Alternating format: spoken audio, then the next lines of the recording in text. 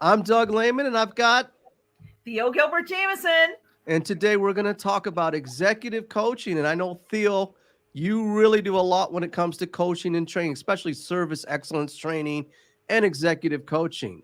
I know it's one I of your do. favorite topics. It really is, Doug. So I'm really excited just to jump right in. We've got a lot of great stuff that we can share. We want to make this fun, but at the same time, just some really great content that we can share with people today. Well, executive coaching, how did you get started doing executive coaching? Doug, it happened organically because I realized that 17 years as a consultant for service excellence, customer experience, leadership effectiveness, accountability, the whole nine yards. I was doing a lot of coaching the whole time. So 2 years ago, I had a client ask right at the beginning of COVID, as things slowed down, if I would create an executive coaching program to coach a couple of their executives. And I jumped on it. And it's been what a wonderful ride since then. When it comes to coaching, any type of coaching, but executive coaching, there are a lot of perceptions or the purpose of executive coaching. Can you speak to that a little bit with your own experience? Yes, I have had a business coach, work life balance coach, sales coach, leadership coach, all of that along the way. It's really kind of helped me to gain some perspective. But what I find is that the purpose of a coach or what people are looking for is someone that's just that trusted advisor, a sounding ear that they can share their leadership challenges with, and someone that will help them um, define and implement a path to success. So that's what it's really about. You mentioned the word trusted advisor and having the right coach or executive coach for that. Let's talk about styles and types of executive coaches. Can you speak to that a little bit more? Because I know when it comes to the human element, you got different styles, different flavors on coaching. We also talked about the trust factor, but there's different styles, different flavors of coaching, good and bad. Right. There's three types. We've got the super talkative, and these are typically people that are extremely accomplished. So I don't want to take anything for that. But in my professional career, I've had a couple of coaches that I was enamored by their background, expertise, all the things that they've done, the companies that they've worked with. But what I found was throughout the coaching process, that's all I learned was everything about them. So it really didn't help me because we never really talked about my challenges and how to help me overcome them. So number one is that super talkative coach. Then the second, and I find myself falling in this category sometimes, is the coach that's too much of a cheerleader. You can do no wrong in their eyes, and they really don't share the objective feedback that they should because maybe they don't want to hurt your feelings, maybe they don't want to step over bound.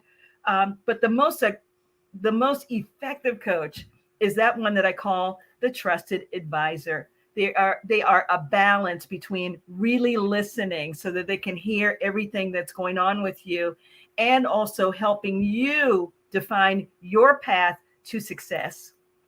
I've experienced all those styles of coaches when it comes to ideally the trusted advisor where it's an engagement level. But when you've got the cheerleader, which is supportive and we need support, Yes. but if I'm not getting any validation or any results, I love go fight team win, rah, rah, rah, cheerleader. But I need some tangible results. And of course, I don't even use the word arrogance or the talkative or the know it all. You want a coach that's, well, has skills, has the talent, has the pedigree, but can they coach? Are they relatable? Are they listening? You kept referring to, now this is a video, but if here's an audio form, you kept grabbing on your ear and giving me the nonverbal communications that you've got to listen. So the talkative goes both ways. When it comes to going both ways, when it comes to coaching, what about the coachee or the person being coached, the participant, however you want to call it? What styles do you see in that when you're coaching people? Yes, again, there are three different types of people that participate in coaching programs. But before I get to that, let me just establish that there's a misconception that people that are in coaching programs have voluntarily decided that this is what they want to do. And more often than not, they are assigned to be a part of a professional development program that's usually executive or leadership coaching. So they come into something in many instances that they've been designated to attend or be a part of. So with that, you end up with three different types of people. The ones that are super evasive, they don't want to be there. They're only coming because they're only attending because most of it's virtual because their manager made them come, and they are going to do everything within their power to avoid having a coaching session with that executive coach. So that's number one. The second type of coached or coaching participant is the one that's a little too cautious. They don't know much about this program, but they're very rigid because they're not sure what's going to happen with this information. Is this going It's to a hurt comfort, them? yeah, I'm comfort thinking more level. negative. There you go, than positive. But the best person for coaching or that maximizes and gets the most of it is a person that comes open minded, that's fully engaged. They look at it as an opportunity to excel professionally, and they look at it as a benefit, not a burden. They look at it as an honor that their organization has selected them to be a part of the program. Those are the people that get the most out of it. Well, I can relate to those on so many levels. When it comes to, first of all, if you're being coached, you're volunteering to do that. You're asking for help in most cases, but you alluded to the fact that some coaching programs are like, it's a management directive that I have to be in the class. Well, if Yeah. you're going to be in the class, you might as well participate. You might as well get involved in it if you have that right mindset. So it comes down to mindset, voluntary if you're supposed to be there, if you want to be there, but it comes down to mindset and trust. There's a Yeah. lot of do's and don'ts. There's good coaching, there's bad coaching. You talked about the cheerleader style where it's supportive, but you may not get much value. I always look at it when it comes to like sports. I've heard the term players coach, where it's the real supportive coach, but a lot of people relate to people that give them results that are tough on them. On that, do's and don'ts. I'll get to the question. Do's Yeah. and don'ts in executive coaching. Can you just kind of fire off some thoughts off the top of your head on that? Yeah. Don't come in with the wrong perception. Do come in with an open mind. Don't come in um, cautious, rigid, fearful. Come in with an open mind, looking at the fact that, you know what, I may get something out of this. Prepared. Prepared with challenges that you'd like to discuss with your coach. So, again, they can help you with corrective action or maybe the most effective process to overcome successfully whatever that leadership challenge might be.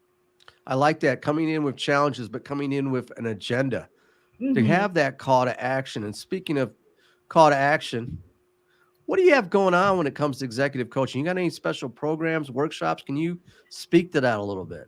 I do. Right now, I've got, and I'm looking down at my notes if you don't mind. I've got my new program. The executive coaching program we've had going on for about 2 years, but we continue to improve it every couple of months. So we're calling it Unlocking Your Executive Leadership Potential. And what's involved in the program is unlimited one on one coaching between me and the coachee or the coach, the person that's in the program. We have an online learning platform that they can utilize. And we're also doing different podcasts and webinars and just anything to cover all levels of learning because people learn differently. So I'm super excited about that. I'd also like to say that too, with our coaching program, or what really makes an effective program, as you said, results. Coming out of a program, every time that a person meets with their coach, there should be action steps. What are you going to do next, Theo? What are you going to improve or to overcome this challenge? And when they have the next session, that should be the point of discussion. All right, give me a status update on what you've done since we had our last conversation. I always, Benchmarks, raising there that you bar, go. service excellence, Yes. checkpoints. I get it. Yes. And a coaching program always has to be what's in it for the person that's being coached. A great coach will always start with what will make this session of value to you. So they don't go on some tangent of whatever they want to talk about, right? And then secondly, it should give them an opportunity to discuss that leadership challenge. So people always just need to come prepared and equipped with what you've got going on so that you can get that, again, sounding bar, that listening ear to help you work through how you can successfully exceed in that area. No, I love it. I love that. And we're going to put more information up on that. And speaking of sounding bars and information, I'm looking forward to what I'm working on with you is some video Yes. collaboration and doing more topics when it comes to executive coaching or raising that bar of service excellence, customer service. We really are going into that content more and more with video content. Is there anything else that you want to add, Theo, before we wrap this up? Well, I'd like to say that we'd like to have more things like this. I learned something new recently. It's called dialogic learning. I'd never heard of that before, but it's learning through dialogue. It's exactly what we're doing right now when we take a topic that people are interested in, and just as friends or as colleagues, as subject matter experts, we divulge into it and just give our perspective. So I'd like to also do more of this. So for those that are my listeners out there, if there are any topics, what I like to focus on: leadership effectiveness, customer experience.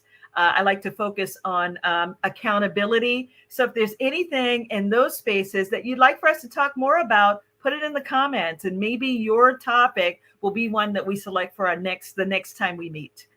I love that, and have that two-way engagement with the audience. And what I'm really getting into is communication and media skills from a level of video production or audio production, and really having that mindset to have those informative conversations, having that dialogue. And what was that term that you talked about learning? What did you just say? Dialogic learning. It's learning through dialogue.